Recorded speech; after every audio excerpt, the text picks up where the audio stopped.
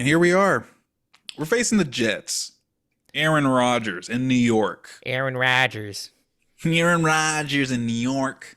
But what can the Seahawks do here for this game? This kind of like we were kind of literally just talking about this right before, but kind of has a little bit of a trap game written on it just because they're 3-8. You're just gonna be like, that's an easy win for the Seahawks. No, I don't think so. I don't think so. punish Not in my them. book. Yeah, punish them because even the Raiders, was it the Raiders? Yeah. Even the Raiders, not the Raiders, the Titans at 2-8, they gotta win. Yeah, They got us against the to three and Texans. eight against the Texans of all teams. So like it's every week you treat that game on its own. Don't look at what they did before. Don't worry about after. Just worry about winning that game. That's kind of what I have to say. Unless you want to kind of get into some stats and all that type of stuff to compare the two teams. Yeah, start rounding out some stats because I think that's going to paint the picture at least of why we think it's a trap. It's a trap game here. So first up, we got Hmm. it was the passing yards against, right? That was the big one. For the Jets, yeah. Yeah, So so the Jets are, I guess, like if you want to just kind of just rattle off like the top three for the Jets, they're 18th in passing yards, 30th in rushing yards, and in total yards per game. Those numbers will allow you to believe like, yeah, we can win against this team, but nah, at 174 yards, about 174, 175 yards per game, and sixth in sacks. They're 22nd in the rushing yards, 30th in interceptions, but they're definitely stingy against the pass at the end of the day. and And that's like the one thing they're just, and the thing with Gino, and he had those games where he was trying to like out throw every team and stuff like that, which is why our passing offense is where it is. That's why we're second in the league. Um but yeah, it, that's where it could, if we're trying to like, basically if we get to a point where we can't run in this game and we're trying to pass the ball, that's the trap in and of itself. yeah, and trying to basically play into their hand, right? Sorry if I kind Hmm. of cut out in the middle there. My internet's kind of getting choppy on me, so um, but yeah, I think the we've seen that's kind of like the it's we've stopped being pissed about when Gino makes those mistakes, and we just keep saying, "Oh, Gino, I'm not mad, I'm disappointed." We're like the TV dad when it comes in that situation, right? Because Hmm. even Hmm. because even in last week, Gino had an unnecessary red zone pick, and you got to come away with some points. Okay, some would argue we need to come away with all seven. We're just trying to keep points on the board, and you're going to need them against this team because this team also has they don't have a lot of interceptions, granted, but they lead with 34. They have 34 sacks to our 27, and Hmm. that's where they get a lot of their forcing you to make mistakes. And I mean, I don't know how much of that can come from while Robert Saleh was still the coach and how they're Hmm. performing now. Because like you said, Colts put up 28 points on them last week, and they're not exactly a high fly like a high octane offense right now. Yeah.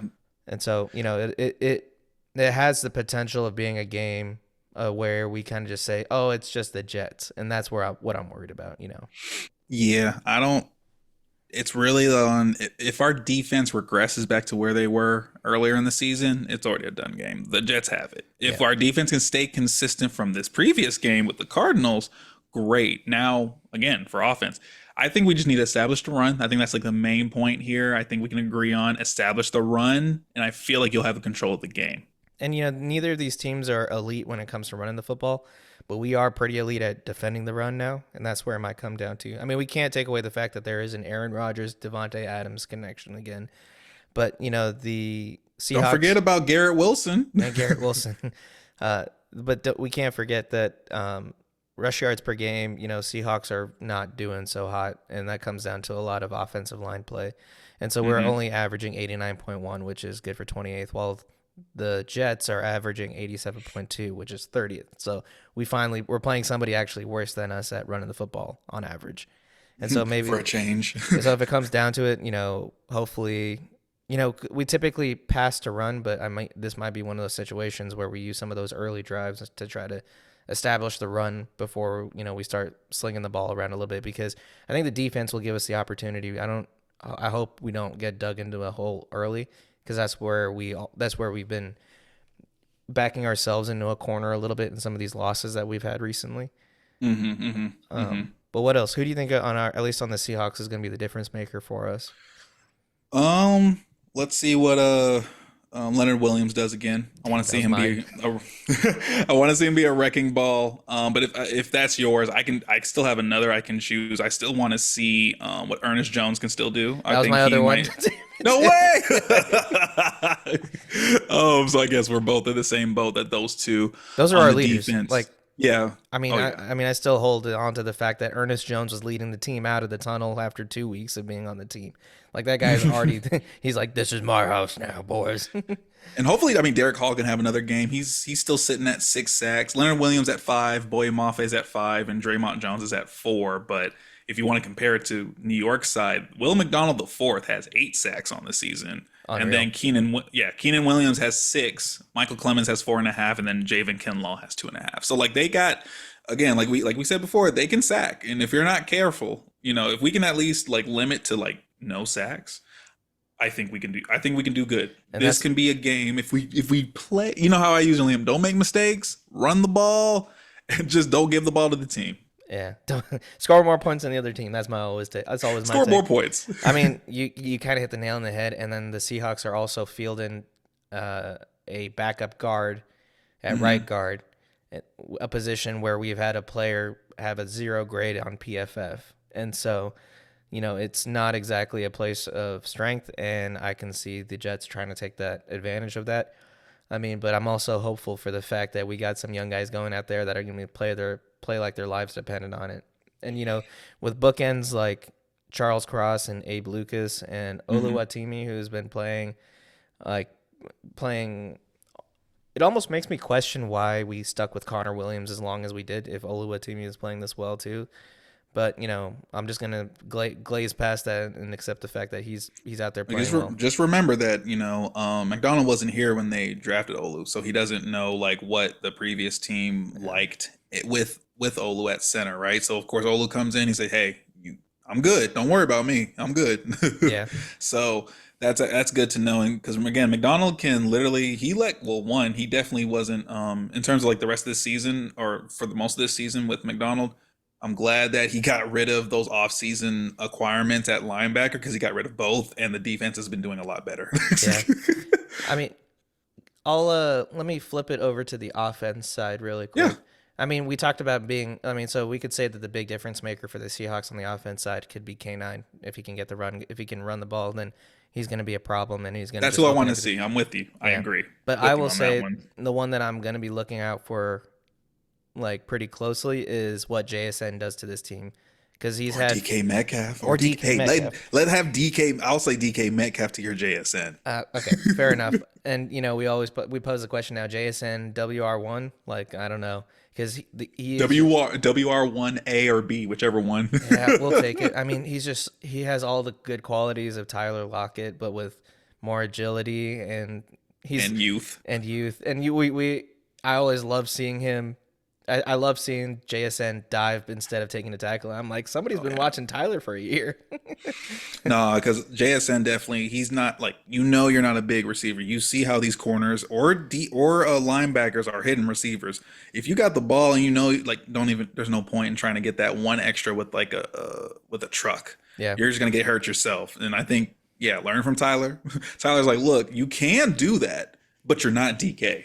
And yeah, and so the reason why I think that JSN is probably gonna be a very involved person is if they can't get the run going, they're gonna try to start using pass plays that are extensions of the run game, and they've been having an extreme amount of success lately with screen passes, something that we have Hmm. not seen in ages. And they're getting very creative with their screen passes, something that you would see like a like a like a Chiefs or a Detroit run with like the short screens and like the JSN's big play from uh last week against the Cardinals, what came off of a Oh screen yeah. pass like right over the middle. We never run plays like that before, and so if those kind of plays start getting success, it'll force that Jets defense to stay honest, and that could open up the run game for us as well. I'm with you on that one.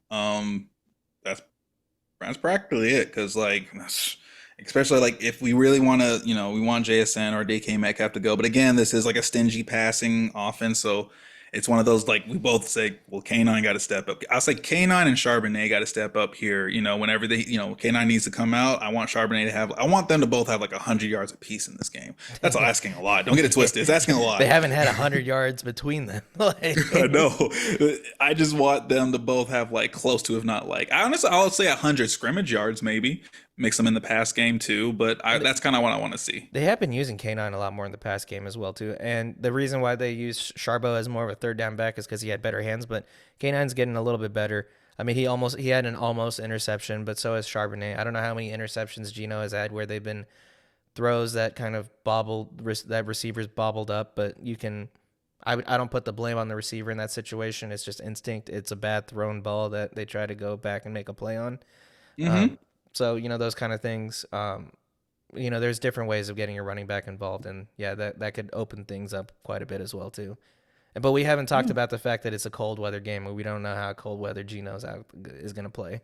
We're about to see because you got no choice at this point. I mean, they do play outside in Seattle, so I mean, you have to at least take that. At least they're not like we're like always in a dome, like in a dome or anything like that. Not saying there's nothing against like enclosed NFL fields, but it's something, Yeah. So I think this is going to be one that's determined by what our defense can do, but also what can our rushing. Like I want to see our rushing offense. That's what I want to see from the offense.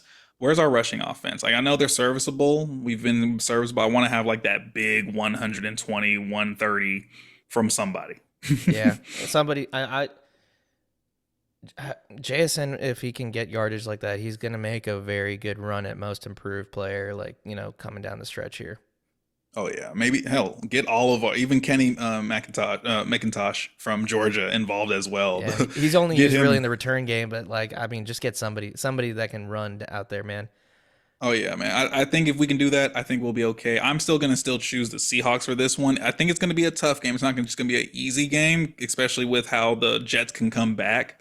As you saw, like with the Colts game before. So like, don't count them out, even if they're down points. You Yeah, gotta for just sure. you have to keep the pedal on the metal, and then just finish off the game. That's all I can ask. I mean, Vegas has Seahawks as 2-point favorites right now, and I think we cover that. And so, I think we'll come out here and we'll win as well too. But like I said, I'm putting an asterisk next to it because I came out head ass about the Giants, and it bit me in the ass. And And I here we wasn't are. and I wasn't here. And I wasn't here. I was on a boat. You were on And a I boat. watched it. I saw it on the I I was at saw like the ACL. highlights on the boat. Oh yeah. I'm That's like, I'm terrible. just like, I'm trying to have fun, but they have a big old screen out here playing the red zone, and I'm watching, and it sucks. You're just like, oh, I'm still gonna enjoy ACL. I'm gonna be grumpy, but I'm gonna still enjoy ACL. Yeah. Any other thoughts before we sign off here? Got nothing else except, go Hawks. Go Hawks. Thanks for joining us here at Miss Reps. Be sure to like and subscribe, and we'll catch you again next time. Peace.